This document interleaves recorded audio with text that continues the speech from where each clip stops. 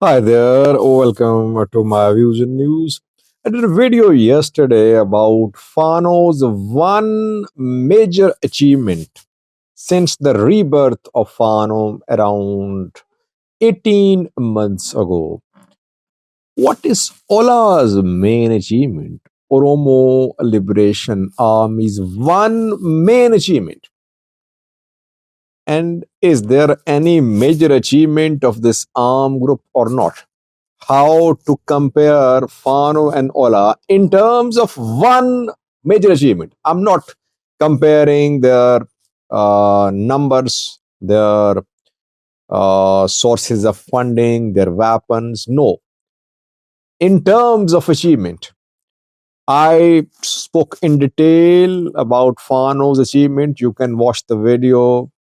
Uh, uh, Now, I think we should try to analyze Ola's achievement as well. Firstly, we must be clear, has it achieved anything or not in the last 50 years or not? Firstly, viewers, I think Fano and Ola cannot be compared. Fano is just 18 months old, though Fano militias have been operating in the region for years. But modern Fano is just 18 months old. It was founded in 2023, you can say. Though, as I said, Fano groups have been operating in Amhara for years, but they were loosely organized local militias of farmers, local people, not very equipped. Tigray war gave new life, gave weapons to Fano fighters, and after Tigray war, attempt by the government to dismantle Fano led to the rebirth of Fano, you can say, or the birth of Fano. Ola's case is different. Ola was OLF, Oromo Liberation Front, which was founded in 1970s. So Ola is half a century old. Half a century old Ola and 18 months old Fano. That is why it's difficult to draw parallels and comparisons between them. When OLF was fighting, its fight was mainly against the government dominated by non-Oromo groups. Tigrayans dominated.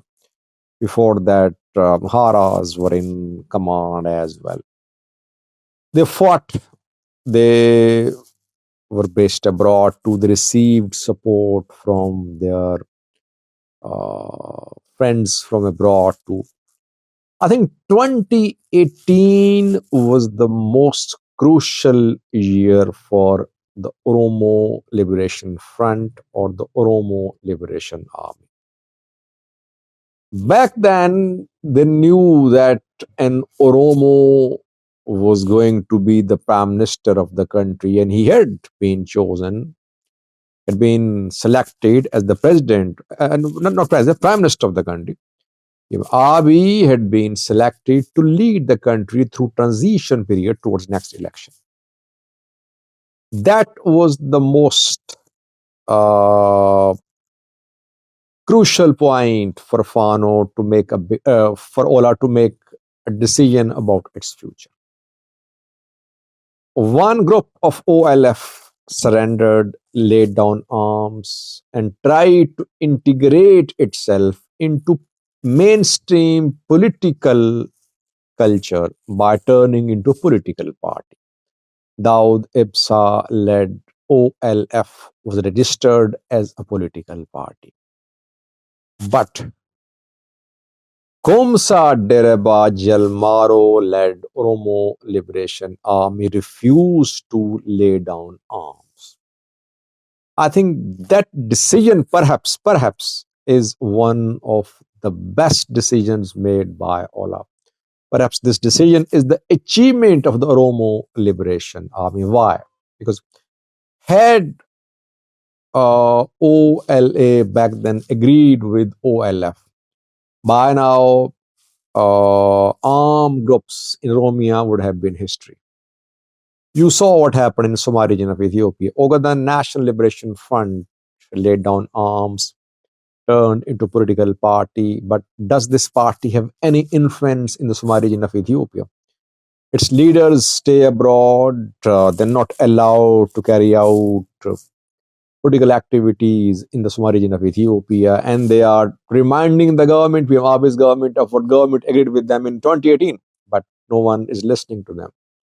Had OLA done the same, it would have been dismantled. Its structures would have been dismantled. Its leaders would have been in prisons, and its fighters would have fled the country or would have been in prisons. So that was, I think, a major achievement of the Oromo Liberation Army. It did not trust the government. The government was led by an Oromo, firstly.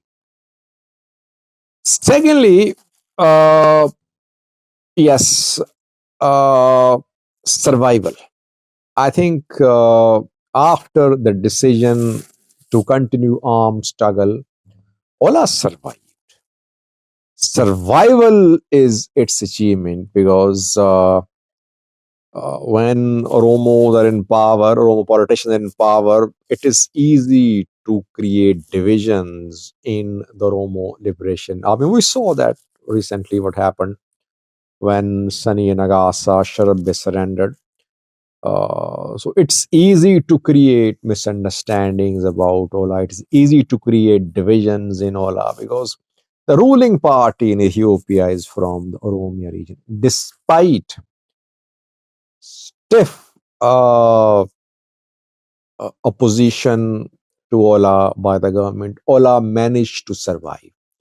I'm not talking about military operations. Yes, military operations have been launched, but intrigues were also hashed.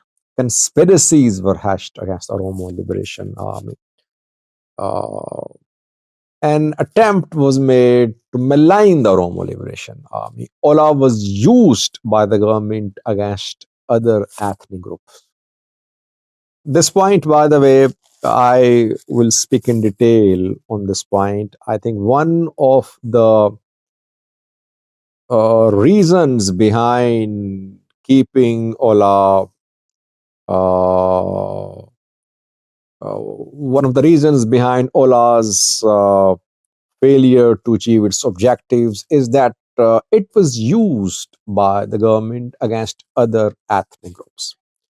Instead of focusing on its struggle against the government, it turned into, at times, it turned into a purely ethnic militia, which was backed by the government. I think now it has realized, Oromo Liberation Army now has realized that it is deliberately, it is purposefully pit against other ethnic groups by the government. And if the two ethnic groups clash in Oromia region of Ethiopia, Amhara versus Oromo, beneficiary is the government. Ola has realized, I think realization has come a little late. It has realized after its commanders are surrendering. Now it knows that it must be focused on the government. Like in Amhara, TPLF was green lighted to move into southern Tigray, southern zone Raya. Fano fighters could have launched an offensive on Tigray fighters.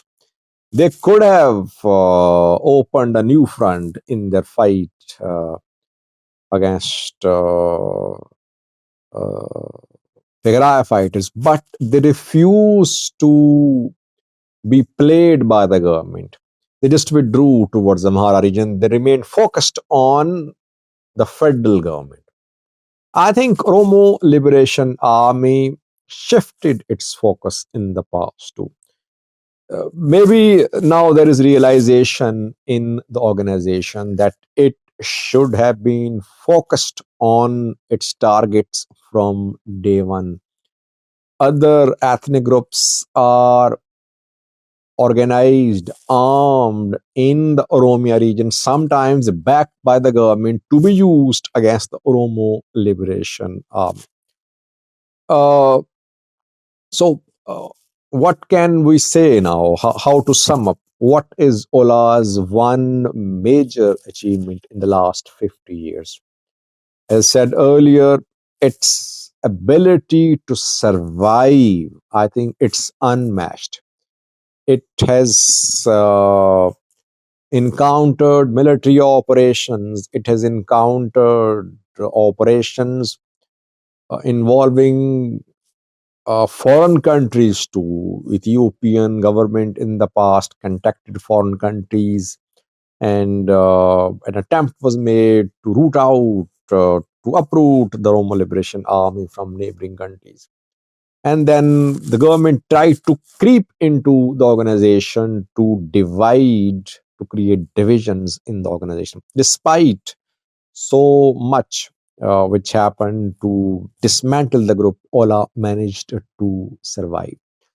But as I said earlier in a video, OLA will have to be clear about what it wants to achieve and how it should not wait for things to happen. It is waiting for things to happen to achieve its objectives. How long will it keep on waiting? Yes, maybe tomorrow things will be favorable for OLA to make a decisive move, but this tomorrow might be tomorrow it might not happen, and OLA might have to wait for years, if not decades. So I think there is need for shift in OLA's strategy, but it has proven its resilience and its ability to survive. Thanks for watching.